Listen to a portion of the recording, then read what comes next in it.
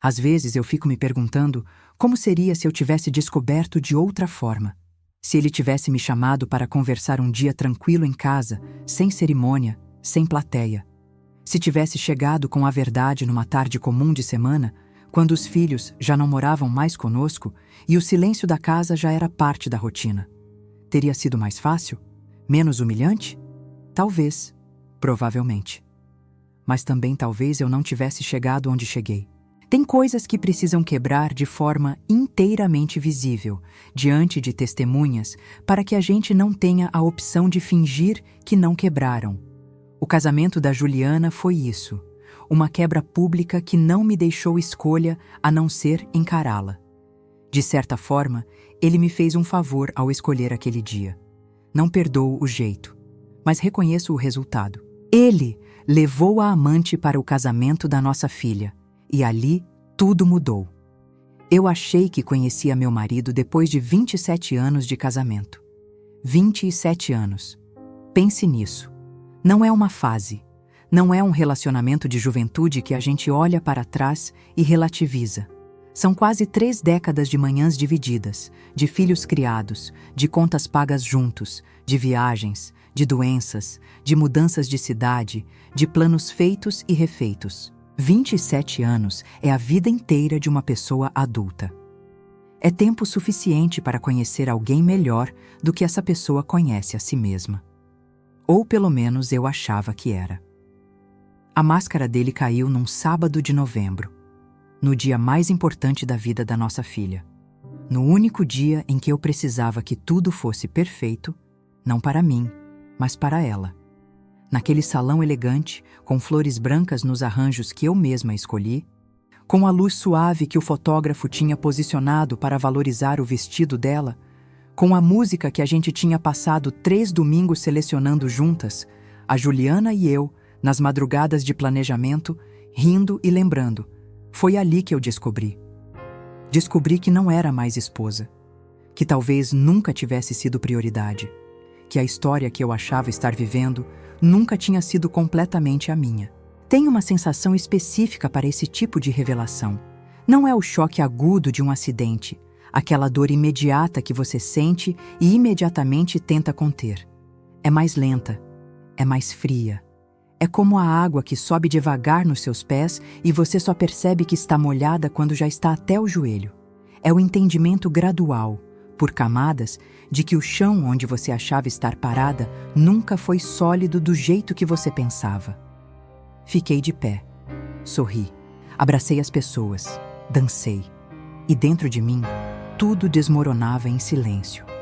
Mas aqui está o que ninguém me contou antes. Às vezes, o desmoronamento é o começo da coisa mais importante que vai acontecer na sua vida.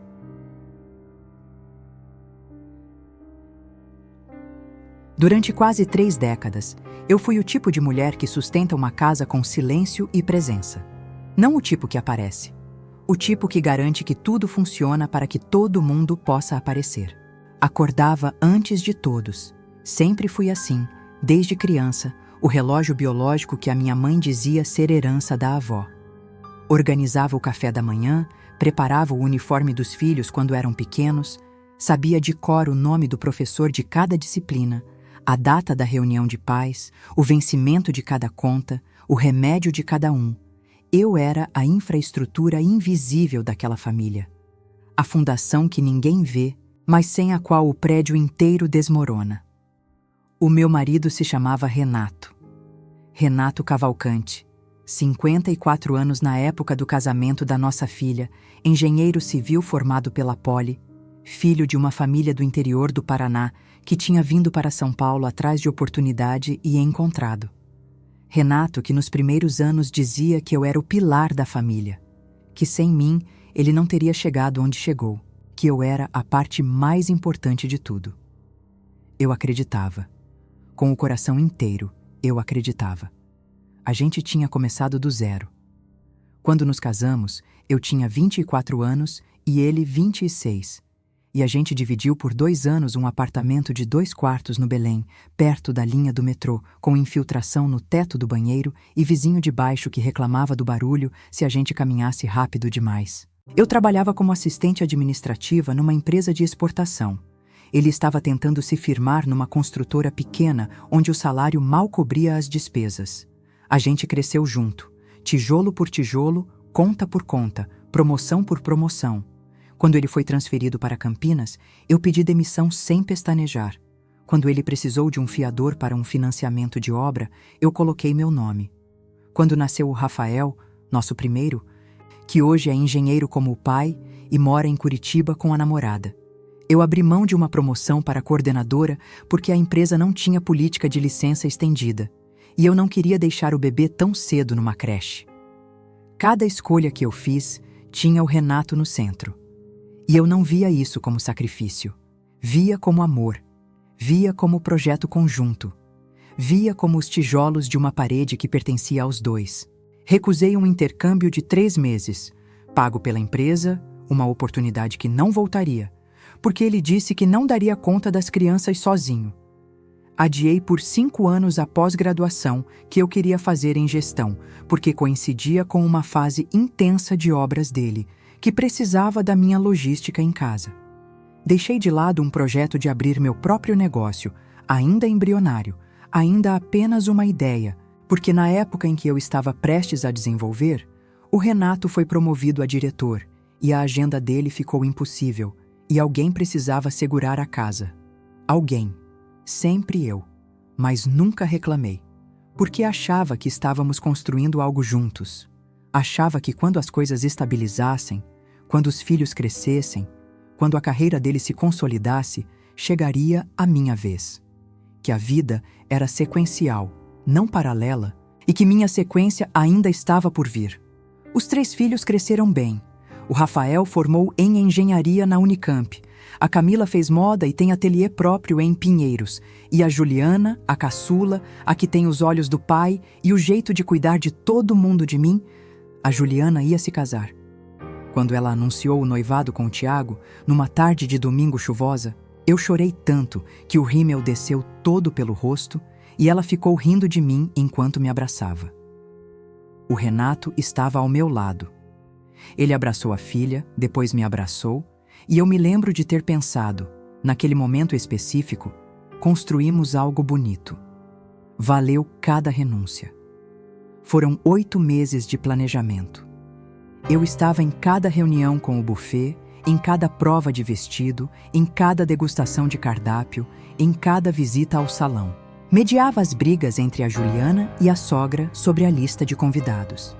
Pesquisava florista, comparava preço de convite, escolhia o tecido da mesa.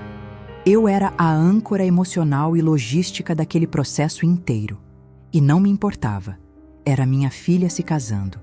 Era o fechamento de um ciclo lindo.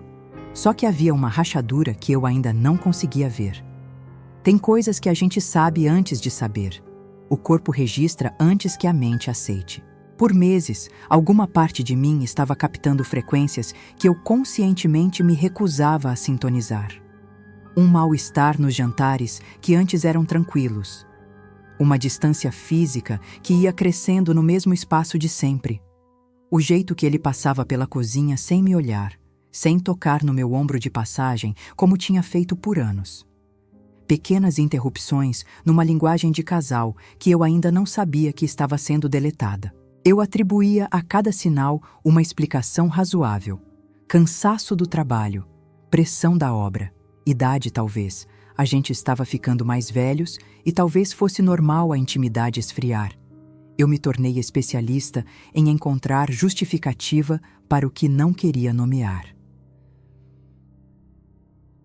As mudanças começaram uns 6 meses antes do casamento. Não chegaram com alarme. Não chegaram de uma vez. Chegaram da forma mais traiçoeira possível. Devagar, por acumulação, disfarçadas de nada.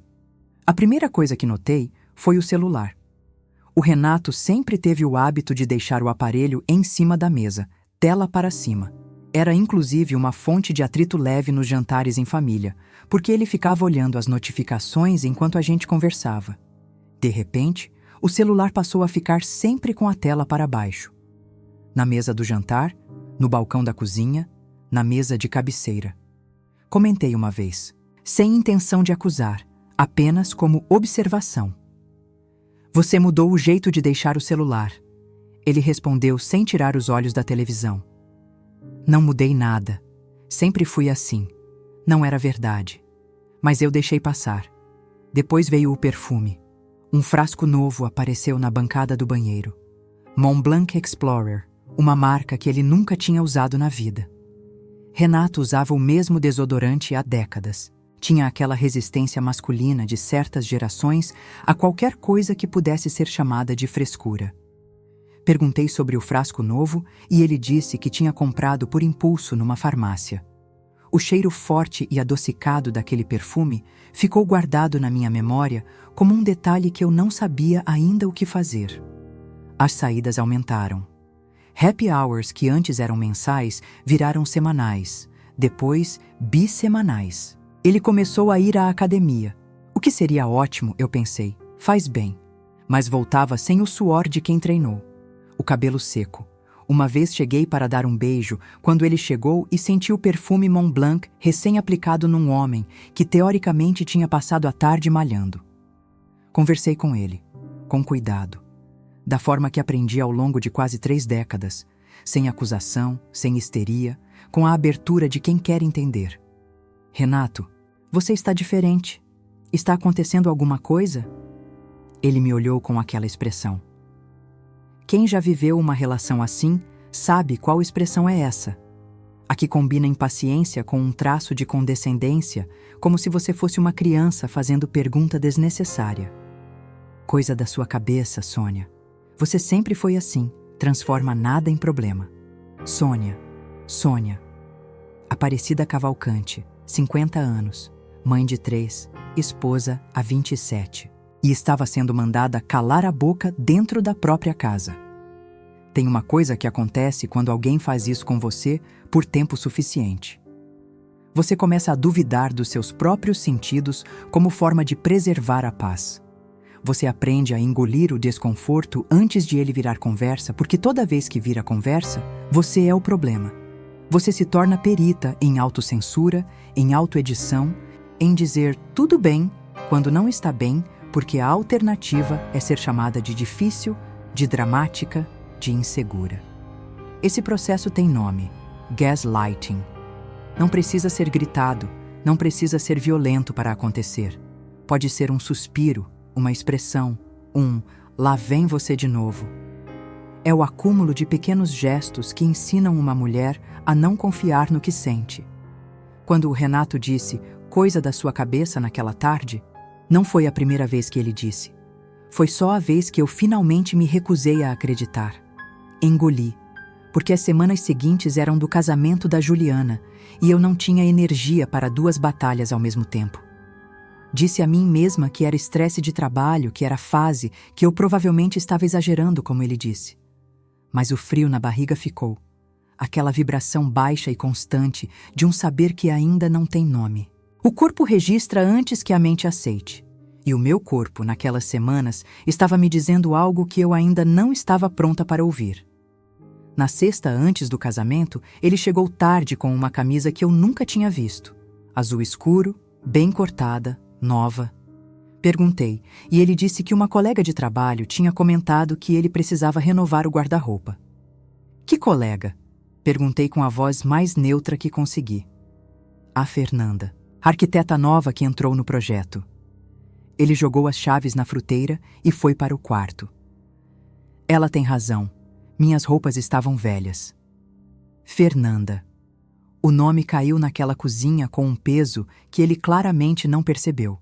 Ou percebeu e não ligou. Fui dormir no quarto da Camila naquela noite. Instinto. O corpo pedindo distância antes que a mente entendesse o porquê. Acordei às 6 da manhã no quarto da minha filha. Fiz o café sozinha, no silêncio da manhã, e coloquei a xícara dele também. Hábito de 27 anos que o corpo executa antes de o cérebro dar a ordem. Mas quando ele desceu às 7, já vestido, já com pressa, mal olhou para a mesa. Preciso resolver uma coisa antes, disse ele pegando as chaves. Que coisa? O casamento é às 11. Já volto. Não voltou para me buscar. Me arrumei sozinha. Coloquei o vestido azul marinho que eu tinha escolhido junto com a Juliana. Prendi o cabelo com os grampos de pérola que ela tinha separado especialmente para mim. Me olhei no espelho e pensei: você parece feliz. Parece o suficiente. Cheguei ao salão às 10. A Juliana estava na sala de noiva, maquiagem quase pronta, sorrindo com aquela luminosidade que só a felicidade genuína produz.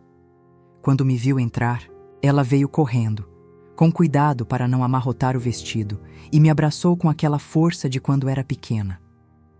Mãe, você está linda. Quase desmontei ali. Era uma cerimônia bonita, objetivamente bonita. As flores que eu tinha escolhido estavam perfeitas. Rosas brancas e eucalipto, simples, mas elegantes, como a Juliana queria. A luz do espaço criava aquele efeito dourado de final de tarde que o fotógrafo tinha prometido. O vestido da Juliana, que a gente tinha encontrado juntas numa boutique pequena nos Jardins, depois de 7 provações em 6 lugares diferentes, ficava exatamente como devia ficar. Feito para ela, pensado para ela, dela. E ela estava radiante. Esse é o detalhe que eu precisava guardar de tudo. Independente do que foi acontecer depois naquele dia, a minha filha estava radiante, feliz de um jeito que era tangível, que se podia ver e sentir no ar ao redor dela. Eu tinha ajudado a construir esse momento. Ninguém podia me tirar isso. Me sentei na segunda fileira. A cerimônia começou às 11h05. O padre falava, a música subia e eu estava tentando segurar as lágrimas de emoção quando percebi o movimento. Cabeças virando. Murmúrios discretos. Aquele tipo de agitação contida que acontece quando algo fora do roteiro entra numa cerimônia formal.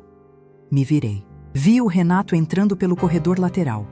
Terno cinza, gravata escura, cabelo penteado. E ao lado dele, com a mão pousada levemente no braço dele, havia uma mulher. 30 e poucos anos. Cabelo liso, loiro, comprido. Vestido vinho. Discreto o suficiente para não ser escandaloso, chamativo o suficiente para ser notado. Ela caminhava com a postura de quem foi convidada, de quem tinha lugar marcado. Ele a conduziu até um assento 3 fileiras atrás de mim. Eles sentaram lado a lado. O coração disparou com uma violência que eu não consegui controlar. Calor subindo pelo pescoço, pelas bochechas. As mãos começando aquele tremor baixo e involuntário que o corpo produz quando está processando algo que ainda não tem nome. A dona Célia, minha cunhada, tocou meu braço. Sônia, você está bem? Estou, disse eu, e virei para o altar. Assisti ao casamento da minha filha com a coluna reta e o sorriso no lugar. Minha mãe sempre dizia: a dor você sente por dentro, para fora você sorri. Eu achava que era crueldade quando era criança. Entendi naquela tarde que era sobrevivência. Quando o padre disse: pode beijar a noiva, eu bati palma junto com todo mundo. Quando a Juliana passou pelo corredor com o Tiago, ela me olhou e sorriu daquele jeito dela, e eu sorri de volta com tudo que eu tinha. Ela não podia saber. Não naquele dia. O momento aconteceu durante o coquetel. Localizei o Renato perto da mesa de frios, num intervalo raro em que ele estava sozinho. Me aproximei com os passos mais firmes que consegui manter. Quem é ela? Disse eu, baixo o suficiente para ninguém ao redor ouvir. Ele me olhou, e eu vi na expressão dele algo que me gelou completamente. Alívio. Como se aquela pergunta fosse uma carga que ele estava carregando há tempo demais e finalmente podia pousar. Não era assim que eu queria que você descobrisse. Aquelas palavras. Não foi, você está imaginando. Não foi, não existe nada. Foi uma confirmação embrulhada em desculpa, jogada nos meus pés como se fosse gentileza. Descobrir o quê, Renato? Ele pôs a taça na mesa, cruzou os braços, respirou. Eu estou com ela há quase 1 ano. 1 ano. Enquanto eu escolhia flores para o casamento da nossa filha. Enquanto eu ainda dormia na mesma cama que ele. Enquanto eu fazia o café dele na xícara certa todo dia de manhã. Um ano inteiro de mentiras tão ensaiadas que eu não conseguia ver as costuras. E você trouxe ela aqui, no casamento da Juliana. Ele encolheu os ombros, um gesto casual que me pareceu o maior insulto de toda a cena. Não fazia sentido esconder mais. Não fazia sentido. 27 anos e eu merecia uma frase descartável sobre sentido. Você podia ter me contado em qualquer lugar do mundo, menos aqui, Renato. Ele desviou o olhar. Depois, voltou para mim com uma expressão que não era culpa. Era algo pior. Era a impaciência de quem já tomou a decisão há muito tempo e está esperando a outra pessoa alcançar. Você mudou muito, Sônia. Ficou amarga. Envelheceu. Eu precisava de alguém mais leve. Envelheceu. Depois de 3 filhos que eu carreguei no meu corpo. Depois de 27 anos acordando na mesma cama. Depois de uma vida inteira de renúncias que eu fiz, sorrindo porque achava que era um amor. Ele me disse que eu tinha envelhecido. A minha amiga Patrícia apareceu ao meu lado naquele momento com 2 taças de champanhe.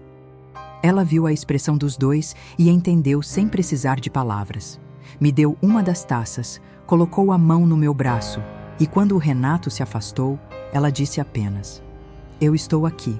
Passei o resto do casamento com aquela frase dele na cabeça. Envelheceu, ficou amarga. Precisava de alguém mais leve. Sorri nas fotos de família. Abracei a Juliana. Dancei com o Rafael. Cumprimentei os convidados que eu conhecia há décadas. Quando a festa acabou e os noivos saíram entre bolinhas de sabão e aplausos, eu fui para o meu carro, fechei a porta e então, só então, deixei sair. Chorei por 40 minutos parada naquele estacionamento. Depois liguei o carro e fui para casa. Dirigi até em casa no automático. Não consigo te dizer quais ruas peguei. Meu corpo dirigiu enquanto minha mente ficou naquele estacionamento, naquele salão, naquele momento. Entrei em casa. Acendi a luz da sala. Fiquei olhando para aquele espaço por um tempo que não sei medir. O sofá que eu escolhi sozinha porque ele disse, pode ser qualquer um. A prateleira com as fotos de família que eu organizei, imprimi e emoldurei. A planta na janela que eu regava toda manhã, sem falta. Cada detalhe daquela sala era uma decisão minha. Cada objeto tinha passado pelas minhas mãos. E de alguma forma, apesar de tudo aquilo ser meu, eu me sentia a coisa menos presente naquele espaço. Me sentei na beira da cama com o vestido azul marinho ainda no corpo, os grampos de pérola ainda no cabelo. E comecei a fazer aquela coisa que você não deveria fazer, mas que ninguém consegue evitar. Vasculhar memórias em busca de sinais. A viagem de trabalho de 5 dias no começo do ano, que deveria ter sido 3. O jantar de empresa para o qual ele me desinvitou na última hora, dizendo que seria chato demais para mim. A tarde em que eu liguei 2 vezes e ele só atendeu na terceira com a voz levemente diferente. Aquela diferença que acontece quando a pessoa muda o tom ao ver o nome na tela. Todos esses momentos estavam lá. Tinham estado lá o tempo todo. Eu tinha escolhido não ver. Ou melhor, eu tinha visto e decidido que o que via não podia ser o que parecia, porque reconhecer exigia uma coragem que eu ainda não estava pronta para ter. Essa é a crueldade silenciosa de certas traições. Não chegam como explosão, chegam como erosão. Borrifa dúvida na sua percepção ao longo de meses, até que você aprende a não confiar no que sente. Até que você já está se chamando de louca antes que ele precise dizer a palavra. Tirei os grampos do cabelo, um por um. Tirei o vestido. Lavei o rosto. Me olhei no espelho do banheiro. Houve um pensamento que passou rápido, mas que eu preciso mencionar porque seria desonesto omiti-lo. Por um segundo apenas, eu entendi a tentação de não querer continuar. Não de um jeito trágico, mas o peso de uma vida inteira que parecia ter desmoronado de uma vez e a exaustão de imaginar ter que reconstruir do zero com 50 anos. Uma vontade de simplesmente desaparecer do cansaço, de não ter que enfrentar o dia seguinte nem o outro. Reconheci esse pensamento pelo que era. O esforço de uma mente exausta tentando encontrar saída. Não era desejo. Era sinal de que eu precisava de ajuda.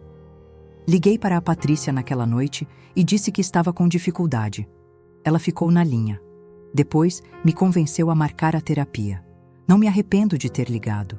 E não me arrependo de ter falado. A mulher que me olhava de volta tinha 50 anos, olhos vermelhos, rugas que não existiam na foto do primeiro apartamento e uma expressão que eu precisei de um momento para nomear. Determinada. Eu estava com medo de tudo e, ao mesmo tempo, determinada. Aprendi naquela noite que essas duas coisas podem existir juntas. O silêncio da casa vazia. O Renato não voltou naquela noite, nem na seguinte. Na terceira, apareceu para pegar roupas. Eu estava na cozinha com chá na mão, ouvi a mala de rodinhas sendo arrastada pelo corredor. Quando ele desceu, passando pela porta da frente, eu disse: "Precisamos conversar sobre a documentação." Ele parou, se virou. "Pode deixar para a semana que vem." "Pode, mas não vai demorar mais do que isso." Ele saiu. Fiquei sozinha na cozinha que tinha recebido 27 natais, festas de aniversário, domingos de almoço com a família toda. O silêncio daquele lugar não era paz, era ausência. Tinha peso, ocupava espaço. Nos primeiros dias, eu acordava às 3 da manhã com o coração disparado, sem saber de onde vinha a angústia antes de lembrar. E quando lembrava, era como receber o mesmo soco de novo, todo dia, na mesma hora. Andava pela casa e cada detalhe tinha memória. A marca no rodapé feita pelo triciclo do Rafael quando ele tinha 4 anos. O azulejo torto na cozinha que o Renato prometeu consertar e nunca consertou. A foto do primeiro apartamento, eu e ele, jovens e cheios de planos, colada com ímã na geladeira. Liguei para a Patrícia às 11 da noite de uma terça. "Não consigo ficar nessa casa", disse eu. "Você quer vir para cá?" "Não, quero ficar. Só não consigo." Ela ficou na linha comigo por 2 horas. A gente não falou sobre o Renato. Falamos sobre quando tínhamos 15 anos e íamos de ônibus até o shopping só para olhar vitrines sem dinheiro para comprar nada, mas cheias de plano. Falamos sobre a separação dela 12 anos antes, quando ela achava que nunca mais se reergueria. Às quase 1 da manhã, ela disse: "Sônia, você construiu essa casa sozinha a vida toda. Você já sabe fazer isso." Essa frase plantou uma semente que eu ainda não reconhecia como semente. Mas ela estava lá. Contratei a advogada 2 semanas depois. Ela se chamava Doutora Fernanda Scarpa. E sim, o mesmo nome da outra não me passou despercebido. Encarei como um sinal do universo para que eu fizesse as pazes com a palavra. 40 e poucos anos, especialista em direito de família, escritório pequeno, mas organizado no Brooklyn, energia de quem não desperdiça a palavra. Na primeira consulta, ela me fez sentar, me deu água e disse: "Me conta desde o início, não o lado emocional. Esse vai ser importante depois. Agora me fala sobre bens, renda, contribuições ao patrimônio." E eu comecei a falar. Falei sobre os anos em que eu trabalhei enquanto ele estudava para a certificação.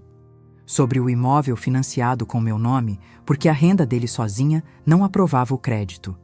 Sobre o período em que eu administrava as contas inteiras enquanto ele estava soterrado num projeto. Sobre o dinheiro da herança da minha avó que tinha entrado na compra do apartamento da praia. A doutora Fernanda anotava tudo sem interromper. Quando eu terminei, ela cruzou os dedos e disse: "Você tem muito mais direito do que provavelmente imagina." Chorei pela primeira vez em dias, não de tristeza, de reconhecimento.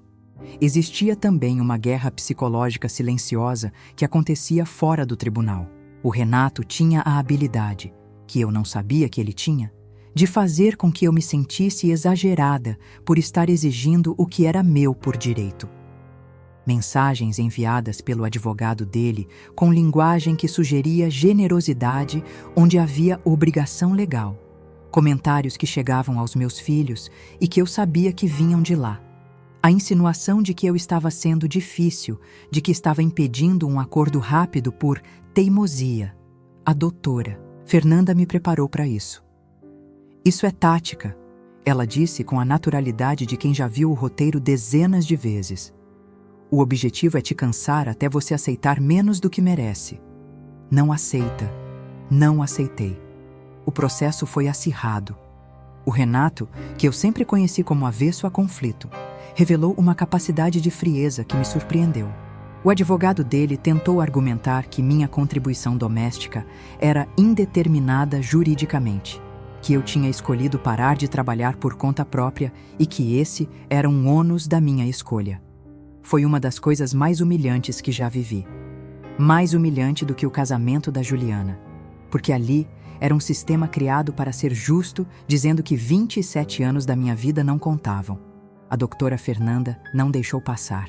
Numa audiência específica, enquanto o advogado dele discorria sobre contribuição econômica direta, ela abriu uma pasta, colocou um documento na mesa e disse com aquela voz calma de quem não precisa levantar o tom para ser ouvida: "Este é o contrato de financiamento do imóvel assinado em 2007.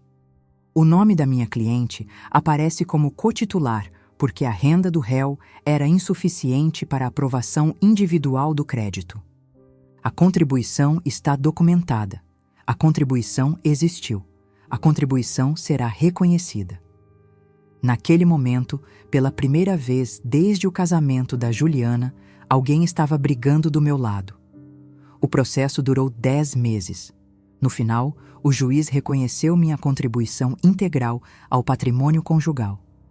Fiquei com a casa, com o apartamento da praia, com minha parte justa dos investimentos. No dia da sentença, estava sentada no jardim da Patrícia com um café frio que eu tinha esquecido de tomar quando a doutora Fernanda ligou. "Você ganhou, Sônia." Não senti vitória imediata. Senti algo mais complexo. Alívio que vinha misturado com luto, porque o que eu tinha ganho era o reconhecimento oficial de que aquela vida tinha acabado, mas era real e era meu. Tem um dia que eu considero o verdadeiro começo da minha nova vida. Não foi o dia da sentença. Foi uma manhã de sábado, 2 meses depois, quando acordei às 6 como sempre, fui para a cozinha, liguei a chaleira e percebi que podia fazer o café do jeito que eu gostava. Parece ridículo, mas por 27 anos eu tinha feito o café mais forte do que eu preferia, porque era o jeito dele. A quantidade era calibrada para as 2 xícaras dele. A rotina inteira da manhã era construída em torno de uma presença que já não estava mais lá.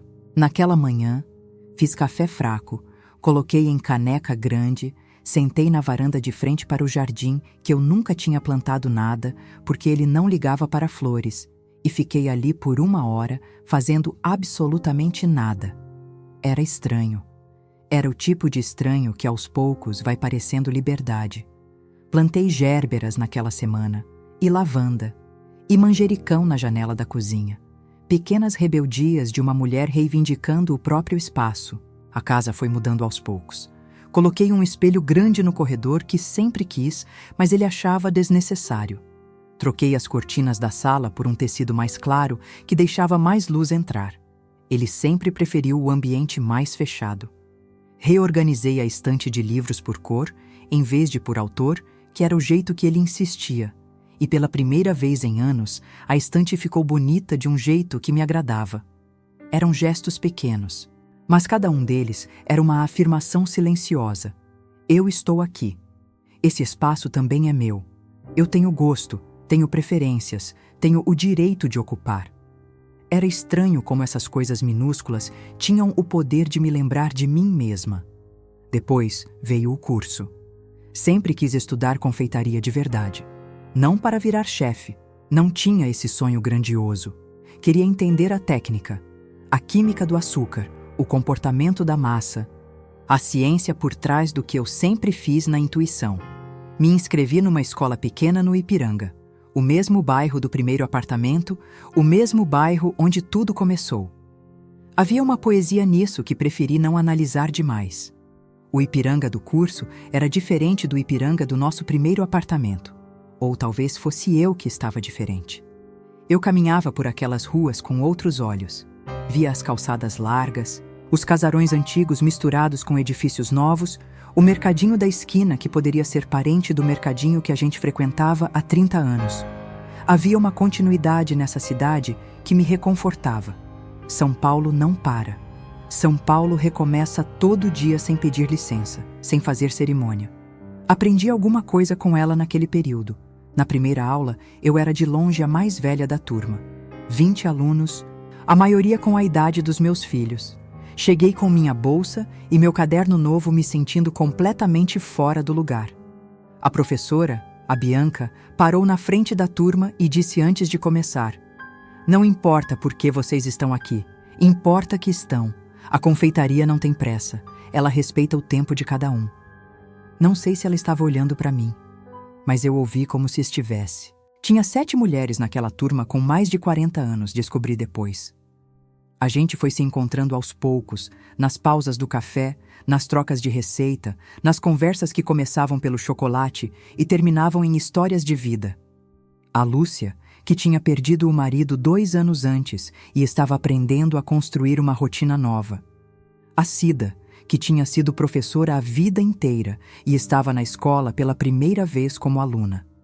A Vanessa, 38 anos, que tinha saído de um relacionamento abusivo e estava recomeçando do zero. Nenhuma de nós falava diretamente sobre por que estava ali. Não era necessário. A gente reconhecia umas nas outras aquela mistura específica de recomeço e coragem que não precisa de explicação. A confeitaria virou, sem que eu planejasse, um lugar de pertencimento. Uma prova de que o mundo não para de ter espaço para você só porque a sua vida privada desmoronou. Contar para os filhos foi a parte mais difícil de toda essa história. Não pela conversa em si, mas pela impossibilidade de protegê-los de uma dor que eu não tinha como amenizar. O Rafael ligou primeiro, uma semana depois do casamento. Ele tinha visto tudo no salão, mas não tinha se aproximado. Acho que não soube como. No telefone, foi direto como sempre. "Mãe, o que está acontecendo?" Contei sem dramatizar. Os fatos, a conversa no salão, o que o pai disse. Ouvi o silêncio dele, aquele silêncio de quando ele está processando. Depois disse, com uma voz que não era raiva, mas estava muito perto: "Ele fez isso no casamento da Julie. Fez. Eu vou aí no fim de semana." "Não precisa, Rafael." Não é uma pergunta. Ele apareceu no sábado com um pote de sopa que a namorada tinha feito. Ficamos 3 horas na mesa da cozinha, sem falar sobre o pai. Só no final, quando estava indo embora, ele me abraçou e disse: "Você construiu tudo aqui. Não esqueça disso." Com a Camila foi diferente. Ela chorou de raiva. Uma raiva que eu nunca tinha visto ela dirigir ao pai. "Eu não quero mais ter contato com ele," ela disse. "Ele ainda é seu pai, Camila. O que ele fez não é coisa de pai." Não tive resposta. Porque ela tinha razão. Disse que ela tinha tempo para processar, que não precisava decidir nada ainda. A Juliana foi a mais difícil. Ela estava de lua de mel quando eu liguei, porque não cabia adiar mais. Ela tinha o direito de saber o que tinha acontecido no próprio casamento dela. Ouvi a voz dela mudar enquanto ela entendia. "Mãe, no meu casamento." "Sim, minha filha. Você sabia durante a festa toda?" "Soube desde a cerimônia." Silêncio. "Você sorriu em todas as fotos." "Era o seu dia. Não ia ser o meu." Ouvi ela chorar do outro lado. Ouvi o Tiago perguntar o que tinha acontecido. Depois ela voltou e disse: "Mãe, você é a mulher mais forte que eu conheço." Quis dizer, não sou. Estou com medo de tudo. Mas percebi que talvez as duas coisas pudessem ser verdade ao mesmo tempo. Força não é ausência de medo. É o que você faz enquanto está com medo.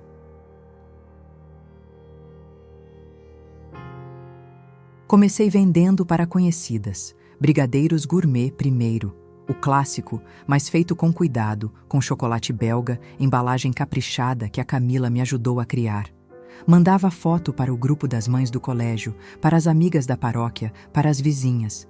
Na primeira semana vendi 50 caixinhas. Achei que era sorte de início. Depois percebi que era produto bom. Fui ampliando o cardápio. Trufas, alfajores, tortas no pote, bolos gelados. Cada receita eu testava na cozinha de casa, às vezes 3 ou 4 versões até acertar o ponto. A Juliana, que voltou da lua de mel cheia de energia, virava minha aprovadora à distância. Eu mandava foto e ela mandava nota com comentário.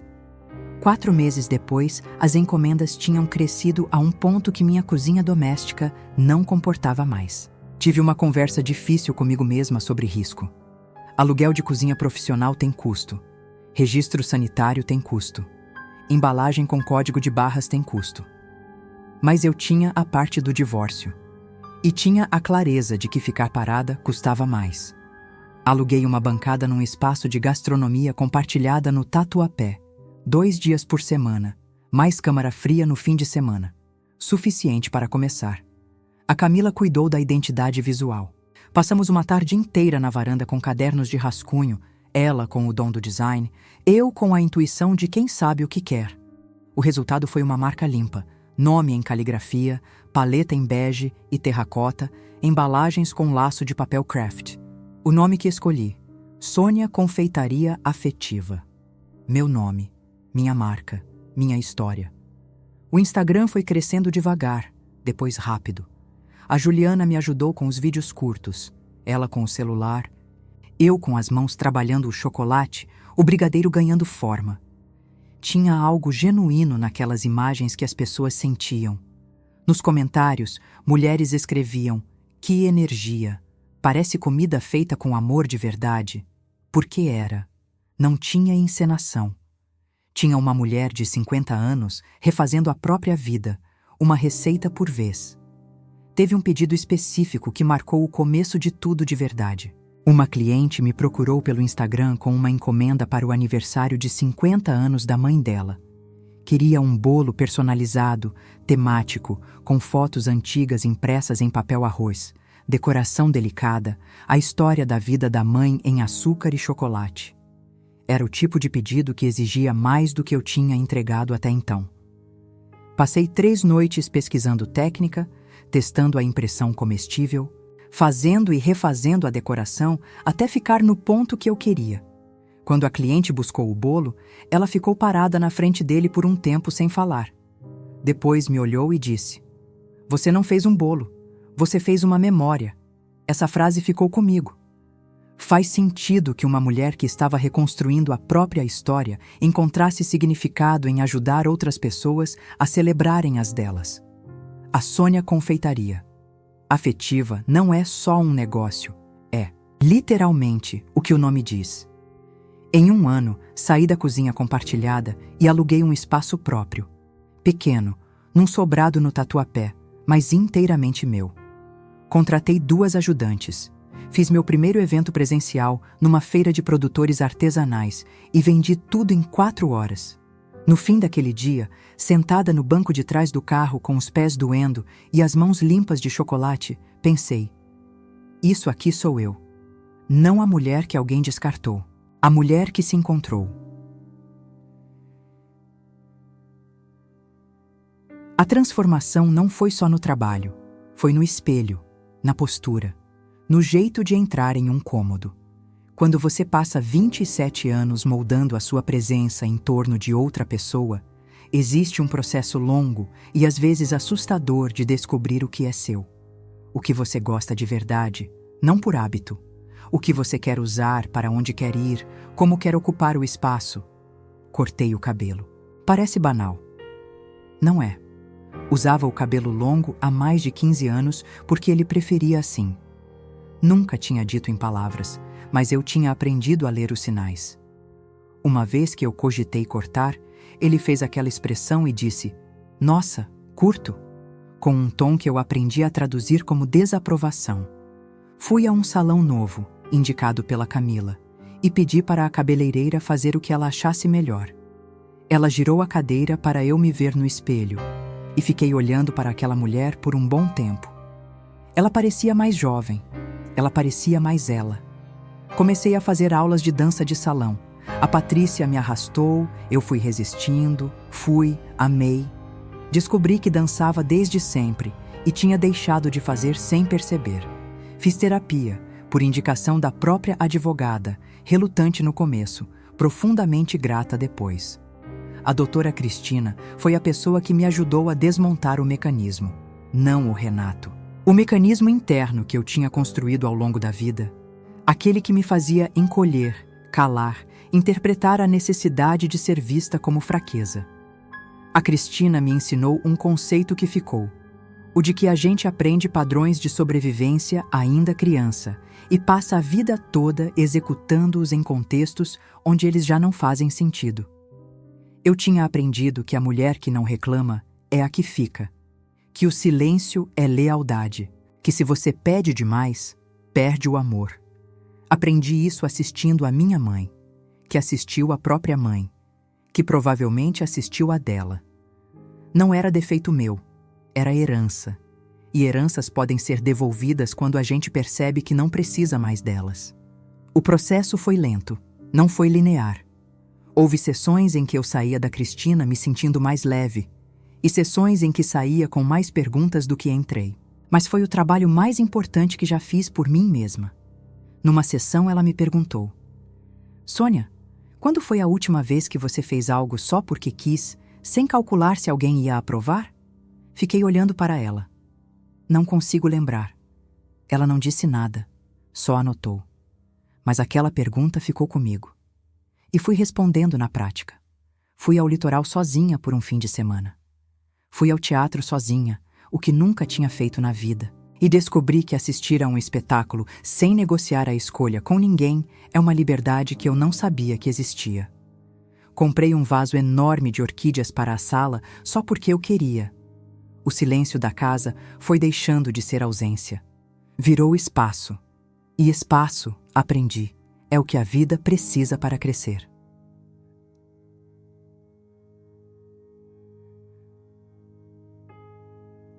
A feira gastronômica acontecia todo o último domingo do mês num parque na Vila Madalena. Era a 4ª vez que eu participava. Já tinha clientela fixa.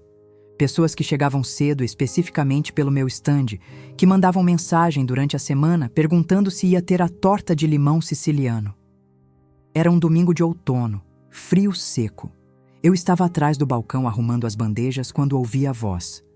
27 anos de casamento criam um arquivo auditivo que não tem delete. Você mudou muito. Me virei. O Renato estava a 2 metros de mim. Calça jeans, blusa simples, mais velho do que eu lembrava, ou talvez eu tivesse parado de atualizar a imagem na memória. Havia um cansaço na expressão que não estava lá 3 anos antes. Os ombros mais encurvados. Renato, disse eu. Só isso. Ele olhou para o estande, para a fila de clientes, para as meninas trabalhando, para a logomarca. É seu? É. Silêncio. Eu não imaginava que você fosse conseguir tudo isso. Naquele momento eu podia ter sentido raiva pela arrogância embutida na frase. Podia ter sentido tristeza. Podia ter sentido muita coisa. Senti clareza. Eu também não imaginava, respondi. Mas precisei descobrir. Ele baixou os olhos. Descobri depois, pela Camila, que o relacionamento com a Fernanda tinha terminado, que ele morava sozinho num apartamento alugado. Não senti satisfação com essa informação. Senti compaixão distante. O tipo que a gente tem por alguém que foi muito importante e agora é apenas uma pessoa com as próprias consequências. Você está bem? Perguntei genuinamente. Tô indo, ele disse. Fico feliz. Uma cliente chegou pedindo a torta de maracujá. Me virei, sorri, atendi. Quando olhei de volta, ele tinha sumido na multidão. Não houve cena dramática. Não houve discurso. Havia apenas aquele domingo de outono, o meu estande com fila, o meu avental com a minha logo e a certeza tranquila de que eu estava exatamente onde precisava estar. Guardei o estande no fim do dia, tomei um café quente de um vizinho de feira que sempre me oferecia. O sol estava baixo, aquele entardecer cor-de-mel que São Paulo tem nos outonos bons. Pensei no Renato enquanto dirigia para casa. Não com amargura, não com saudade, com aquela sensação de fechar um livro que você sabe que não vai reler. Não porque foi ruim, parte dele foi muito bom, mas porque você já sabe como termina, já retirou tudo que tinha para retirar, e o próximo livro que você vai abrir vai ser diferente. Melhor, talvez. Mais honesto, com certeza. Mais completamente seu. Não porque foi ruim, mas porque você já sabe como termina e já tirou tudo o que tinha para tirar. 27 anos não somem. Ficam nos filhos que cresceram, na casa que construímos, nas memórias que existem independente do que veio depois. Houve amor ali, por muito tempo. Houve cumplicidade. Houve alegria genuína, que eu não apago e não quero apagar. O que houve também foi um homem que se perdeu e que me usou como estrutura sem perceber que estrutura também precisa de cuidado, também se cansa, também tem necessidades. Não o condeno mais, não guardo raiva, não tenho desejo de que ele sofra. Tenho, isso sim, uma compreensão que veio devagar. Pessoas que traem, que fogem, que se perdem na ilusão de que a vida nova vai resolver o que a vida antiga não resolveu. Essas pessoas carregam os próprios fardos. Eu não preciso ser mais um. O Renato vai ter que encontrar as próprias respostas. Esse trabalho é dele, não meu. Meu trabalho é só seguir. Hoje, quando alguém me pergunta o que aprendi com tudo isso, preciso de um tempo para organizar a resposta. Aprendi que dedicação sem presença de si mesma não é amor. É desaparecimento gradual, tão lento que você mal percebe que foi embora. Aprendi que a palavra envelheceu, jogada com desprezo, pode ser o início de uma libertação. Aprendi que 50 anos não é tarde para nada. Aprendi que a dor não precisa de redenção imediata. Que existe um tempo em que você precisa apenas sentir o que está sentindo, sem pressa de virar exemplo, sem obrigação de já estar bem. Passei meses achando que precisava chegar rápido na versão superada. A Cristina me ensinou que superação não é uma chegada, é uma prática. Todo dia você escolhe de novo. Aprendi que a amizade de verdade é rara e que eu tive sorte. A Patrícia, que ficou na linha comigo às 11 da noite. A doutora Fernanda, que me disse que minha vida tinha valor mensurável quando eu estava convencida de que era invisível. A Bianca, que sem saber virou o espelho de possibilidade. E aprendi, o mais difícil de admitir, que eu também contribuí para o meu apagamento. Não é culpa, é responsabilidade. Aprendi, em algum momento da minha história, que diminuir era o preço de ser amada, que ocupar menos espaço era virtude, que calar era gentileza. E enquanto aprendi, pratiquei, por décadas. A terapia me devolveu a permissão de existir em tamanho real, e a confeitaria me devolveu a prova de que eu era capaz. Houve noites difíceis nesse processo. Seria desonesto não dizer.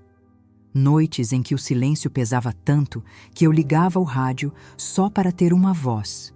Manhãs em que eu olhava para a agenda do dia e não encontrava energia para nada. Momentos em que a solidão não era reconfortante nem libertadora, era apenas solidão, com toda a frieza que a palavra carrega. Conto isso porque não quero que essa história pareça um arco cinematográfico limpo de dor para a vitória. Tem repetição, tem recaída. Tem o dia em que você já está bem e uma música toca no carro e você chora o trajeto inteiro sem entender por quê. Mas os dias bons foram ficando mais frequentes. E os dias ruins foram ficando mais curtos. A vida vai crescendo ao redor da dor até que ela fica menor em proporção. É assim que funciona. A Juliana me liga todo domingo de manhã. A gente toma café pelas câmeras dos celulares. Ela na casa nova com o Tiago, eu na varanda com as gérberas ao fundo. É uma das melhores partes da minha semana. O Rafael veio me visitar no mês passado e ficou 2 dias. Na segunda noite, a gente estava na cozinha e ele me olhou e disse, sem contexto específico: "Mãe, você parece mais feliz do que quando eu era criança." Não respondi nada. Dei um abraço que durou tempo demais. A Patrícia me disse uma coisa outro dia que eu ainda estou processando. A gente estava saindo do teatro. Fomos ver uma peça sobre mulheres e escolhas, desses espetáculos que ficam com você dias depois. E na calçada, ela parou e disse: "Você sabe o que mais mudou em você?" "O quê?" "Você parou de pedir desculpa por existir." Não respondi. Fiquei pensando no quanto essa frase era precisa. no quanto, por anos, eu tinha entrado em salas com a postura de quem precisa justificar a própria presença. No quanto eu tinha aprendido a me fazer menor antes que alguém me pedisse para diminuir. E no quanto isso mudou. Não de um dia para o outro. Não de forma definitiva e perfeita. Ainda tenho dias em que o padrão antigo aparece, em que eu me pego me encolhendo por hábito. Mas agora eu reconheço. E quando reconheço, escolho diferente. Isso, aprendi, é o trabalho de uma vida. A Camila está finalizando a identidade do segundo ponto da Sônia Confeitaria Afetiva. A gente vai inaugurar no semestre que vem. Virou parceria oficial. É bom trabalhar com filha. E quando olho para a fachada desse segundo espaço, ainda projeto, mas eu já consigo vê-la claramente. Penso naquela mulher jovem que andava pelas ruas do Ipiranga com 24 anos e um apartamento de infiltração e um marido e um futuro enorme pela frente. Ela não sabia o que estava por vir. Nem a parte difícil, nem a parte boa. Mas essa mulher de agora, a que estou sendo hoje, ela sabe. E ela escolheu continuar. Não por ele. Não apesar dele. Por ela. Sempre por ela. Tem uma imagem que eu guardo comigo. É uma tarde de quarta-feira, horário de fechamento da confeitaria. As meninas já foram embora. As bandejas estão lavadas e guardadas. A vitrine está limpa. Eu dou uma última olhada no espaço antes de sair. O cheiro de baunilha e chocolate que impregnou as paredes.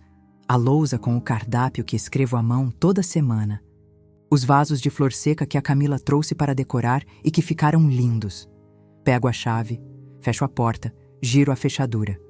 O som específico do cadeado encaixando. Do outro lado da rua, não sei se há alguém me observando. Não me importo. Entro no carro, coloco a bolsa no banco do carona, boto o cinto, ligo o motor e sorrio. Não para ninguém. Para a vida que eu construí. Tem uma diferença enorme entre o sorriso que eu mantive durante o casamento da minha filha. O sorriso de sobrevivência, de fachada, de segurar a dor para que o dia de outra pessoa não fosse estragado. E esse sorriso de quarta-feira no banco do motorista. O segundo é meu. Completamente meu. Não foi comprado com renúncia. Não foi negociado com silêncio. Não foi construído por cima de medo. Foi construído por cima de trabalho, de terapia, de madrugadas com farinha nas mãos, de conversas com a Patrícia, de choro no estacionamento, de gérberas plantadas no jardim, de cursos que eu fiz com 50 anos numa turma de gente jovem, de documentos e audiências e sentença judicial, de aprender a fazer o café fraco do jeito que eu gosto. Foi construído com presença. A minha presença. Depois de décadas aprendendo a estar presente para todo mundo, aprendi a estar presente para mim. E você? Se você estivesse no meu lugar naquele casamento, com o chão desaparecendo debaixo dos pés, com a máscara caindo depois de quase 3 décadas, o que você escolheria? Recebi uma mensagem semana passada de uma seguidora do Instagram. Ela disse que tinha começado a acompanhar o perfil da confeitaria pelo produto, mas ficou pelo jeito que eu conto as histórias nos stories. Disse que estava passando por uma separação difícil, com 2 filhos pequenos, sem saber como recomeçar. Perguntou se eu tinha algum conselho. Fiquei olhando para aquela mensagem por um tempo. Respondi: não tenho conselho que sirva para todo mundo, mas posso te dizer o que funcionou para mim. Comece pelo menor passo possível. Não pelo plano grande, não pelo objetivo ambicioso. O menor passo. Para mim, foi plantar gérberas num jardim que nunca tinha tido flor. Para você, vai ser outra coisa. Mas começa pelo menor passo. O seguinte aparece. Ela respondeu com um emoji de coração. Guardei aquela troca no celular. Não porque sou exemplo de nada, mas porque um dia aquela mensagem estava do outro lado. Era eu, com 50 anos, sentada no banco de trás de um carro com os pés doendo, sem saber como o próximo capítulo ia começar. E começou. Perdoar e reconstruir? Ou partir do zero e se redescobrir? A minha avó materna, que emigrou da Europa ainda jovem e chegou no Brasil sem falar português, costumava dizer uma coisa que eu não entendia quando era criança. Ela dizia: o que não mata, às vezes demora um tempo para fortalecer, mas fortalece. Eu achava que era frieza, como se ela estivesse minimizando a dor, pedindo para a gente não sentir. Entendi com 50 anos que não era isso. Era experiência. Era o relato de uma mulher que tinha atravessado coisas muito maiores do que as minhas e chegado do outro lado com a espinha reta. Ela não estava pedindo para eu não sofrer. Estava me prometendo que o sofrimento não seria o fim da história. Ela tinha razão. Me conta nos comentários, porque a sua história também importa.